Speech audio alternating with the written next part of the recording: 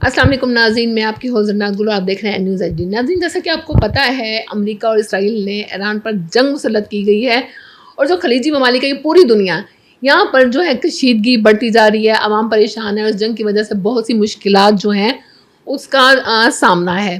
اسی حوالے سے آج ہم بات کریں گے جنگ کے حوالے سے، اور جنگ کی وجہ سے جو پیٹرول جو ہے اس کی شرح آسمانوں کو چھو رہی ہے، جو اپروچ سے باہر ہو چکی ہے عام انسان کے، اسی حوالے سے بات کریں گے۔ میرے ساتھ موجود ہیں former president Multan chamber of commerce, اس کے ساتھ ہی چیئرمین ویسٹ مینجمنٹ کمپنی جو ہے ان کے چیئرمین بھی ہیں بورڈ کے، اس حوالے سے بات کریں گے۔ راشد اقبال صاحب میرے ساتھ موجود ہیں، ان سے بات کریں گے۔ السلام علیکم سر۔ جی وعلیکم السلام سر کیسے ہیں آپ؟ میں ٹھیک ہوں جی، تھینک یو۔ سر سب سے پہلے تو یہ کہ جو ہم پہ جنگ مسلط کر دی گئی ہے انڈائریکٹلی، ویسے تو جنگ ایران کے ساتھ ہو رہی ہے لیکن ظاہر بات ہے اس کے جو اثرات ہیں تمام دنیا پر ہو رہے ہیں، اس حوالے سے کیا کہیں گے؟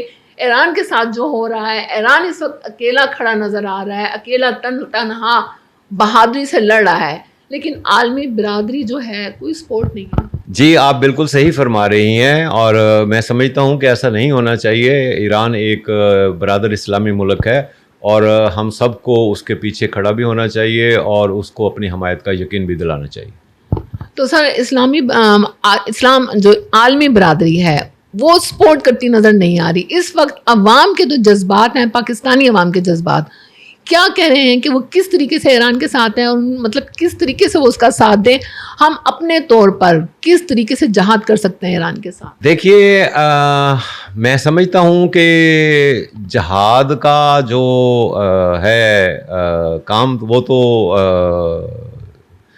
دفاعی اداروں اور حکومتوں کا کام ہے، تو یہ تو حکومت کے سوچنے کا کام ہے کہ وہ کس طرح ایران کے پیچھے کھڑی ہو اور کس طرح اس کو تقویت فراہم کرے۔ مگر جہاں تک عوام کا تعلق ہے تو آف کورس جیسے میں نے پہلے کہا کہ ہمارے مسلمان بھائی ہیں، اور ان کے اوپر کوئی بھی تکلیف ہو، کوئی تکلیف آئے تو ہم سب کو تکلیف پہنچتی ہے، تو ہم بھی ان کی تکلیف محسوس تو کر رہے ہیں، اور انشاءاللہ آنے والے دنوں میں بھی کرتے رہیں گے۔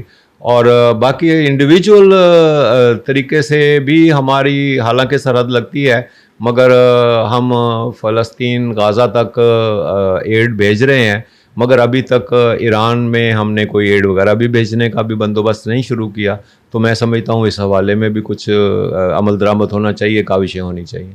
بالکل سر، آپ ٹھیک کہہ رہے ہیں۔ عوام اپنے طور پر صرف اتنا ہی کر سکتی ہے جیسے ان کے پروڈکٹ کا بائیکاٹ کر دو، اس کے ساتھ ہی اظہار یکجہتی کے لیے ریلیاں نکالی جا رہی ہیں، احتجاج ہو رہے ہیں، باقی حکومتی سطح پر یہ سب کچھ ہوگا۔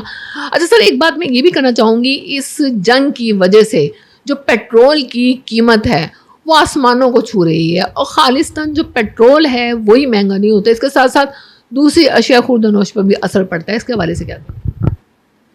یہ تو سب کو پتہ ہی تھا کہ یہ ہونا ہے۔ تقریباً ٹوٹل جو گلوبل آئل ٹریڈ ہے اس کا 20 to 25% یہ گلف سے گزر کے آ رہا ہے، اور اسی طرح گیس کا بھی تقریباً 20 سے 25% جو گلوبل سپلائی ہے وہ گلف سے ہی گزر کے آتی ہے۔ تو اب گلف بند ہوئی ہے، تو اب اتنا بڑا جب چنک سپلائی کا باہر نکل گیا تو مارکیٹوں میں تو فلکچویشن آنی تھی، مگر یہ بات سمجھ میں نہیں آئی کہ ایک دن پہلے حکومت نے کہا کہ 25 دن کا ڈیزل اور پیٹرول کا ذخیرہ موجود ہے، اور اگلے دن ہی 55 روپے قیمت بڑھا دی۔ تو یا تو پہلے والا بیان نہ دیتے، یا پھر اگر قیمت بڑھانی تھی تو جو نئی شپمنٹیں جب پہنچتی ہیں اس وقت بڑھاتے۔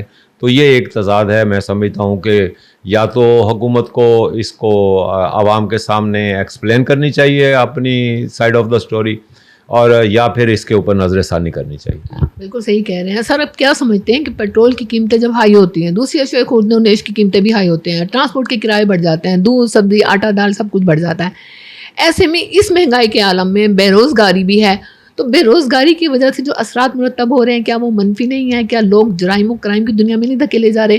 کیا مایوسی طاری نہیں ہو رہی؟ جی ہاں، آپ بالکل صحیح کہہ رہی ہیں، یہ سب کچھ بھی ہو رہا ہے، اور اس کے علاوہ جو اب آنے والے دنوں میں ہونے والا ہے کہ جو ہماری اتنی بڑی تعداد مڈل ایسٹ میں پاکستانیوں کی بیٹھی ہے, جب مڈل ایسٹ کی اکانومی شرنک ہوئے گی تو وہاں پہ جو جاب لاس ہوئے گا, جو وہاں سے بے روزگار ہو کے لوگ واپس آئیں گے, وہ بھی ایک اکانومی کے اوپر بہت بڑا بوجھ ہوئیں گے. اور ہمارا تو گزارا ہی ریمیٹنس کے اوپر ہوتا ہے, جو ایکسپیٹریٹس باہر سے فارن ایکسچینج بھیجتے ہیں وہ اسی پر تو پاکستان چلتا ہے. تو اگر اس میں بھی کمی آ گئی تو ہمارے لیے تو آنے والے دنوں میں بہت زیادہ مشکلات بڑھ جائیں گی. کیا سمجھتے ہیں صورتحال کو کس طریقے سے فیس کیا جانا چاہیے؟ حکومت کو کوئی آپ مشورہ دینا چاہیں, عوام کے لیے کوئی؟